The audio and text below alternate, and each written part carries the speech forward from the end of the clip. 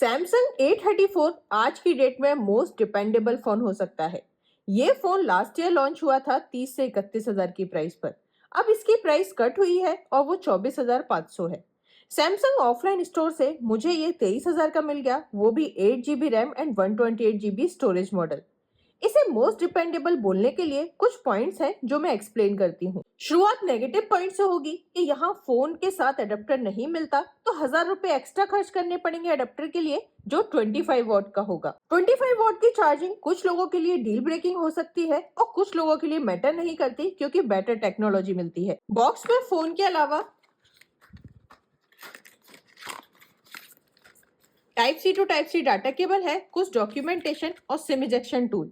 ये सिर्फ SIM ejection tool ही नहीं, यहाँ माइक्रो एसडी कार्ड का सपोर्ट भी है, तो बोल सकते हैं micro SD card tool. Phone को सेटअप कर लिया है। इसके बहुत सारे पॉजिटिव पॉइंट्स हैं, लेकिन उससे पहले एक और नेगेटिव पॉइंट की बात कर लेते हैं। यहाँ फ्रंट डिजाइन आउटडेटेड है वाटर ड्रॉप नॉच के साथ, और ये सच में आउटडेटेड लगेगा कुछ लोगों को।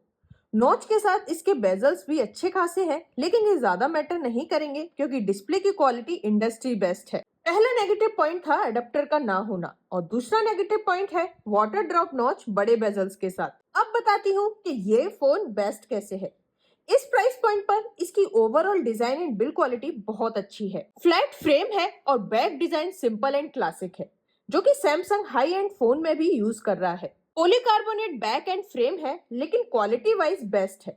बाकी कोई दूसरा फोन इस क्वालिटी के साथ नहीं आता पॉलीकार्बोनेट मटेरियल में। यहाँ IP67 की water and dust resistant rating भी मिल जाती है, और ये इम्पोर्टेंट इसलिए है क्योंकि ये वैल्यू ऐड करता है। वैसे ये IP रेटिंग हटाकर कंपनी थोड़ी फ्रंट डिजाइन बेटर कर देती तो लोग उसे ज्यादा इंपॉर्टेंस देते। इसकी फ्रंट डिजाइन अच्छी नहीं है तो ऐसा नहीं है कि डिस्प्ले क्वालिटी भी अच्छी ना हो। Display quality one of the best है अंडर 25,000। सुपर एमोलेड सैमसंग की डिस्प्ले 1000 निट्स की पीक ब्राइटनेस के साथ बहुत अच्छी है। बाकी ब्रांड्स इस प्राइस पर बड़े नंबर्स देकर गिमिक करते हैं, लेकिन सैमसंग सच में बेस्ट क्वालिटी डिस्प्ले देता है और इससे कोई डिसएग्री नहीं कर सकता। इसकी डिस्प्ले का कंपैरिजन मैंने Redmi 13 Pro Plus के साथ किया, क्योंकि फिलहाल मेरे पास 30,000 की रेंज में वही है, और दोनों की डिस्प्ले क्वालिटी आप देख सकते हो। Redmi 1800 निट्स की पीक ब्राइटनेस की मार्केटिंग कर रहा है और सैमसंग में सिर्फ 1000 निट्स की पीक ब्राइटनेस है। नंबर जो भी हो, लेकिन क्वालिटी सैमसंग की ही बेटर है। सैमसंग A34 में SDR का सपोर्ट भी नहीं है, लेकिन इसकी क्वालिटी Redmi के SDR से भी अच्छी है। लेकिन Note 13 Plus की डिस्प्ले नेचुरल कलर शो कर रही है और सैमसंग की display saturated and vibrant colour show कर रही है। कुछ लोगों को नेचुरल कलर वाली डिस्प्ले अच्छी लगती है और मुझे भी, लेकिन ज्यादातर लोग दिखने में अच्छी लगने वाली डिस्प्ले ही प्रेफर करते हैं। तो डिस्प्ले के पॉइंट से A34 25,000 के नीचे शायद बेस्ट है। इसकी साउंड क्वालिटी भी बहुत अच्छी है, और जब इन दोनों फोन को कंपेयर किया तो साउंड में मुझे कोई खास डिफरेंस देखने को नहीं मिला। आप सुनकर अगर डिफरेंस बता सकते हो तो कमेंट जरूर करना। I don't wanna waste what's left. The storms we chase are leading us, and love is all we'll ever trust. Yeah, no, I don't wanna waste what's left. I don't wanna waste what's left. The storms we chase are leading us, and love is all we'll ever trust. Yeah, no, I don't wanna waste what's left. यहाँ Dolby Atmos का support भी है, तो sound quality को तो Thums up. इस phone में Exynos chipset नहीं है, तो जो लोग एक्सिनोस से डरते हैं उनको यहाँ डरना नहीं पड़ेगा। यहाँ मीडियाटेक का डायमेंसिटी 1080 प्रोसेसर मिलता है, और ये प्रोसेसर इस प्राइस पर बहुत अच्छा है। डेली यूज के लिए इससे कोई प्रॉब्लम नहीं, और इससे गेम्स भी आराम से खेले जा सकते हैं, लेकिन हायर सेटिंग्स पर नहीं। हीटिंग का इशू भी बिल्कुल भी नहीं मिला। मैंने यहाँ भी Geekbench 6 टेस्ट किया, क्योंकि कुछ व्यूअर्स की यही डिमांड रहती है। तो इसका स्कोर और Redmi Note 13 Pro Plus का स्कोर आपके सामने है। दोनों ही फोन के single core and multi core score में कोई खास डिफरेंस नहीं है, लेकिन ये स्कोर्स कोई रियलिटी नहीं है। यूज केस पर ज्यादा डिपेंड करता है कि आप हैवी एप्स यूज करते हो तो ये फोन शायद हैंग हो सकता है। इसके लॉन्च के टाइम मैंने अपने एक फैमिली मेंबर को ये फोन बाय कराया था, और आज तक इसके लिए मुझे कोई शिकायत नहीं मिली। रिव्यू के लिए फोन को अभी इसलिए बाय किया है क्योंकि अब प्राइस सही है, तब मुझे इसकी प्राइस ज्यादा लगती थी। इस फोन को अभी भी 3 OS अपडेट मिलेंगे, जो कि बहुत बड़ी बात है, और 4 साल के सिक्योरिटी पैच अपडेट्स। अगर 23,000 में कोई फोन 3 से 4 साल की अपडेट्स प्रोवाइड करेगा तो ये एक बड़ा पॉजिटिव पॉइंट है। बहुत ही ऑप्टिमाइज्ड प्रोसेसर है और हीटिंग का कोई इशू नहीं। हीटिंग इशू इसलिए भी नहीं है क्योंकि यहाँ फ्रेम एंड बैक पॉलीकार्बोनेट है जो इस प्राइस रेंज में लगभग सभी फोन की है। बैटरी लाइफ भी बहुत अच्छी है, बैटरी के पॉइंट से भी किसी को कोई प्रॉब्लम नहीं होगी।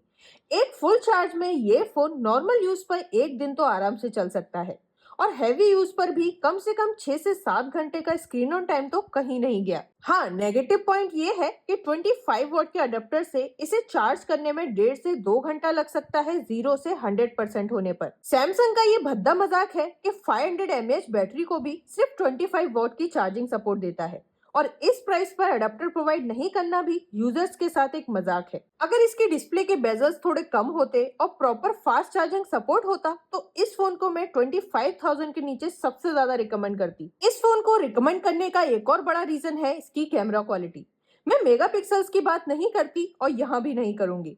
इस फोन के मेन सेंसर से मैंने बहुत सारे फोटोज क्लिक किए हैं और इसके साथ ही मैंने Redmi Note 13 Pro Plus से भी बहुत से फोटोज क्लिक किए हैं। ज्यादातर फोटोज में Samsung A34 better photos click किया है।